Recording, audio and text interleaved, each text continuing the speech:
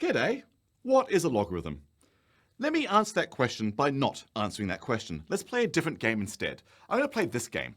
Suppose I wrote on the board without any explanation, power 2, 8 equals 3. Can you guess what I'm saying, what I'm thinking by that? I bet you can. The power of 2 that gives the answer 8 is 3. 2 to the 3rd power does indeed give me 8. Power of 2 that gives 8 is 3.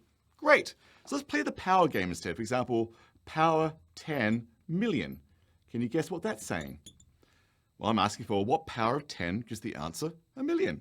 The answer is 6. 10 to the 6 is a million. In fact, this game is kind of fun. In fact, I've got 10 practice examples here in blue. Straightforward, and I can get quirky and strange, but I bet we can still think our way through it. It's going to be fun. Here goes. Let's do them. Power 3, 27. What power of 3 gives the answer 27? 3. 3 to the 3 is 27, I believe. What power of 10 gives the answer 100? 2. 10 squared is 100. What power of 4 gives the answer 4? Oh, 4 to the 1th power gives me 4. Okay. Power of 7 that gives me 1/7. So I guess I'm assuming we're familiar with exponents here, but the power of 7 that gives me 1/7 would be -1. Great. Still doable. The power of 2 that gives me the square root of 2? That'd be the half power. 2 to the 1/2 is the same as the square root of 2. Okay. Now we get kind of weird and make ourselves think here. The power of a 3rd that gives the answer 9. Okay, I understand the question. It's just the hard part's thinking my way through it. I believe if I squared a 3rd, I get a 9th, so I want the inverse of that, so I guess the answer is -2. 1/3 to the -2 would indeed be 9. The power of 73 that gives 1. That looks scary. But anything to the 0th power gives me 1. So the answer must be 0. 73 to the 0th power. Beautiful. The power of 0.1 that gives me the answer 100.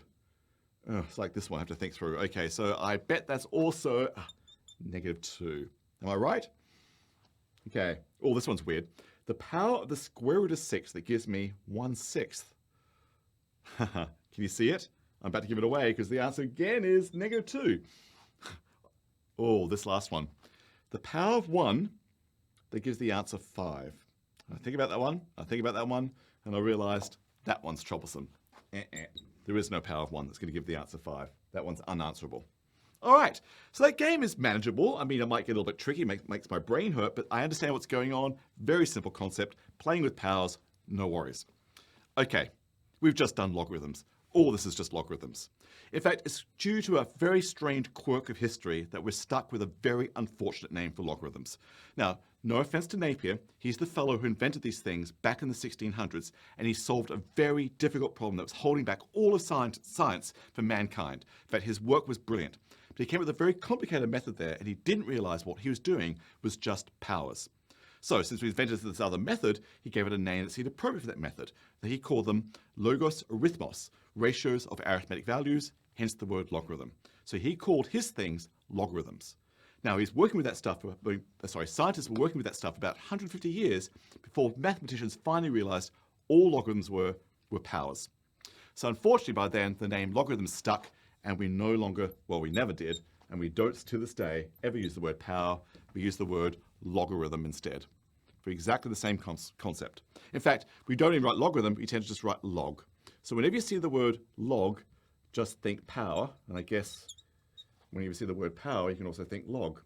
So that's all logarithms. It's just powers in disguise with an unfortunate name that makes them sound scarier for what they really are. So when someone writes on the board, say, log 3, 9, you think the power of 3 that gives the answer 9. And people sometimes put parentheses in, sometimes they don't. But in any case, either way, it's 2. And log base 7, that's 1/7, would be -1. The power of 7 that gives the answer 1/7. So logarithms are just powers, that's it, with an unfortunate name. All right, that's it. That's what a logarithm is. Next question is, well, why do we care? And another question is, what did Napier do? What complicated method did he come up with that he didn't realize these were just powers? That's a very interesting question. So let's talk about those too.